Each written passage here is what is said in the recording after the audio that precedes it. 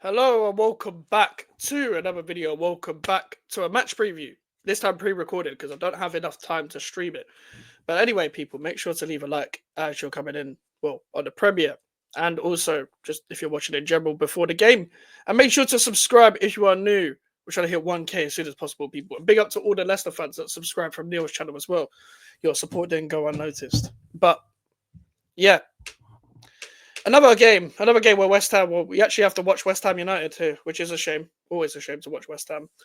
Um, and yeah, 8:15 kickoff. So the match reaction will be at 10:30. Um, unfortunately, we have to watch West Ham. This time away to Leicester City. After that horrendous game against Arsenal at home, horrendous. Um, honestly, what at this point, what the fuck do I even say about this club? Mohamed Kudus is back. We don't know if anyone else has been injured from the game. I don't think they have, but regardless of the situation, I don't think it matters either. It's going to be interesting to see with obviously all the games coming up. Obviously, our fixture schedule isn't as bad as most people's because not only do we not play in Europe after this game, our next game is on Monday.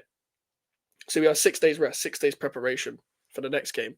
And hopefully by then Lopetegui's not in charge, but at this point, I think he's just going to stay for the rest of the season. Because I'm at a point where the dagger should have been Arsenal, but I almost get it because I know what this ownership's like. With obviously, I've talked about how the fact before how we've never hired an interim. So with the quick turnover, the 2 day break to Arsenal game to the Leicester game, it was never gonna happen. Really, it was just me hoping and coping. And I'm barely coping at this point watching this club. I'm barely coping. I'm borderline going insane. Watching the same football, watching the same. Well, can I even say tactics? Can I even say tactics? Because they don't exist. They don't exist around here. Obviously, coming up against Leicester as well, they had a terrible loss to Brentford as well. So both teams are coming off a terrible loss, but that was their only game with their interim manager. Ruud van Nistelrooy was in the stands. Obviously, some of their defenders are generally horrific to watch, like Wout Faes, etc. But for me, when I watch Leicester City and a few times I've watched them, they've got better players than they're showing to me in terms of midfield and attack. It's just horrendous going forward, but also they have a lot of injuries right now as well. So this will probably be a game that we most likely get a result in. Obviously, a draw is just almost a slap in the face for both teams because both teams need points and we need to get this manager gone. So at this point, I'm like, Ruud van Nistelrooy just finished the job. I'll be real with you guys. You should never hope for your team to lose. I'm not going to celebrate against my team. But my point is, for the greater good of the world, not for the world, for us, for my sanity, for your sanity at home, we need this manager gone. But then again, I'm not going to fucking celebrate if this manager goes because we'll just hire someone shit like Edin Terzic again, distinctly average, someone who isn't going to get the best out of the players as much as we'd like them to. Is it going to happen? Is it? It's not going to happen. What's the point? What's the point? The reason why I say what's the point as well is because if you can see your club's not being serious and your club doesn't want to pull the plug when they should pull the plug, there's no point getting excited. There's no point getting excited when your club should be at the high. Yeah, there's no point getting excited because your club should be somewhere else other than 14th. 14th place. These West Ham teams shouldn't be 14th place. No. I'm not saying we have a divine right. We don't have a divine right to do anything. My point is this a 14th place squad? If your answer is no, sack the manager. Simple. I would understand only in this situation, and to be honest, I'd probably still be harsh without knowing what we know now. If we had if this manager was showing us something tactically, and we'll just be unlucky every game. But then again, even if it wasn't the manager's fault and it was just purely individuals making mistakes, if it was purely individuals not putting the ball in the back of the net, I'll be purely going at the players instead. I'll be complaining about the squad. I wouldn't be rating this squad as high as I think it is. But these players are not got any confidence in them, not get any motivation in them. They don't know what the fuck they're doing on the pitch. They don't know what they've been told to do on the pitch. So what is the point of having hope? What is the point of judging the players in this situation where, as much as they get paid this much amount a week, they shouldn't throw the toys out the pram or whatever? I'd understand. I'm surprised Kudus hasn't slapped the shit out of this guy. Like, I'm sorry, but at this point, it's going to start to get fucking personal. Because personally, I don't want to see this shit with my eyes. I don't care if you're tired. I don't care if you look like you're about to ask for spare change after the game. Get it right.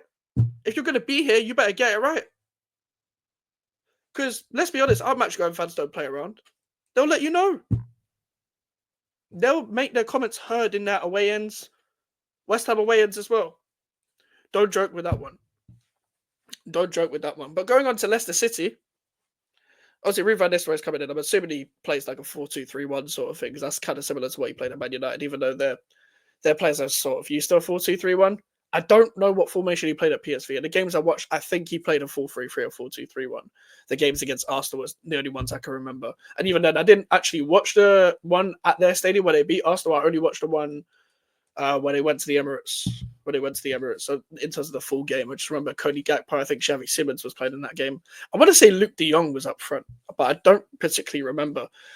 They seem to have this like mid-block style of play, Ruud van Nistelrooy teams. From what I can see, the wingers seem to hug the touchline a little bit. But there's not really much to say about Ruud van Nistelrooy teams in terms of the way they play.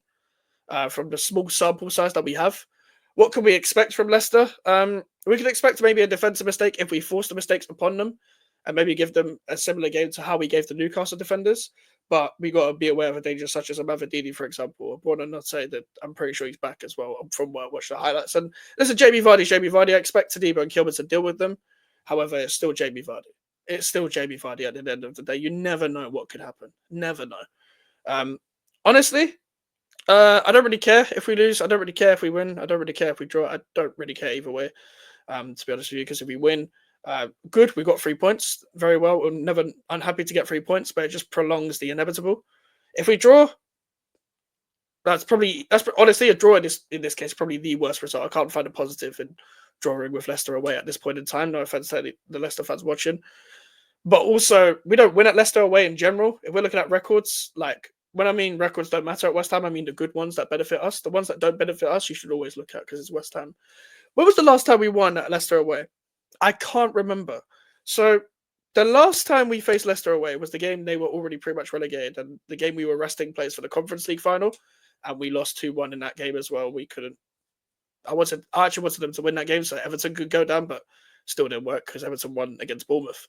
The time before that, we drew 2-2. Sufal was playing with an injury, got absolutely smoked by Harvey Barnes. The game before that, what was the game before that? Oh yeah, that was the last time we won. It was the 2021 season. The 3-0. It was the 3-0. Is when we were starting to become good, where Moyes was actually under pressure and then he beat Wolves 4-0 and Leicester 3-0. Back-to-back clean sheets. Or was it 3-1? I can't remember. No, they actually, I think their goal was offside at the end. So I can't remember who scored. I think it was that mad one when Cresswell put the ball in there, Fornals with a fantastic touch, and we beat them in that game.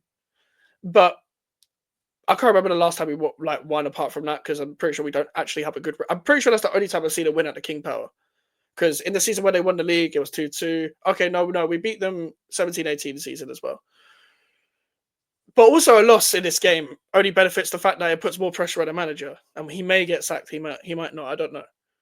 But another loss just kind of just lets us see what West Ham really are, sort of thing.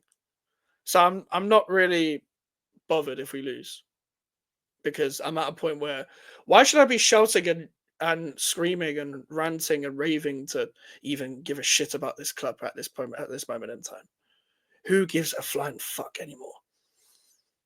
I'm not going to give you proper analysis, tactical analysis. I can when I want to. I can talk about the insights of football if I really want to. But I'm not going to today.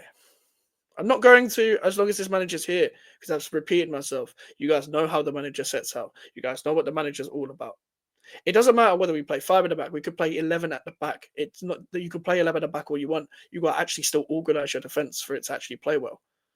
And this manager doesn't do that. But going with Leicester, you can still expect some form of threat. We can get them in the midfield, but we also have players that don't particularly play well at this current moment in time under this manager. Paquetá hasn't looked his best. Alvarez is a bozo. You never know what you're going to get with Thomas Souček. But I'm not even going to cuss them 3 out individually. I just don't. That's probably. I assume that's going to be the midfield 3. I think the changes he will make, he will get Soler out for no reason, even though Soler played well, and Alvarez will come in, even though Soler doesn't deserve to be benched. He's played well against Newcastle, was one of the few that played well against Arsenal. Kudus will be back on the left because Somerville gets scapegoated by this manager. And there'll probably be Alvarez, Souček, Paquetá midfield. The back four should be the same. I don't know why you'd bench any of them. I know Kilman wasn't the greatest, but you're going to bench him for Mavropanos, even though, to be fair, he wasn't there for the Arsenal game. So I'd imagine the back four will be the same. It doesn't matter who we play in goal anymore. And it doesn't really matter who we play up front because even with Ings coming on to do well as a substitute, I don't see him as a starter. Antonio hasn't been great, but whatever. He's probably going to start anyway. And Bowen isn't a striker. Bowen is not a striker. So it doesn't matter who plays. The lineup doesn't matter. The game doesn't fucking matter. Nothing matters right now when it comes to West Ham. No, it does. The game actually doesn't matter in the actual grand scheme of things. So there you go. That's my preview. Make sure to leave a like on the video. Make sure to subscribe if you want to. The match reaction will be at 10:30 tomorrow because the game ends at pretty much like 10 or like just past 10. So 10:30 match preview. And yeah, people, make sure to leave a like, subscribe if you're new. Try to hit the 1K before the end of the year. Or no, not before the end of the year. Fucking no, we're not going to do that. As soon as possible. And social media is at GVOMax on Twitter, Instagram, and TikTok if you want to follow me. And yeah, I'll see you guys later. Goodbye.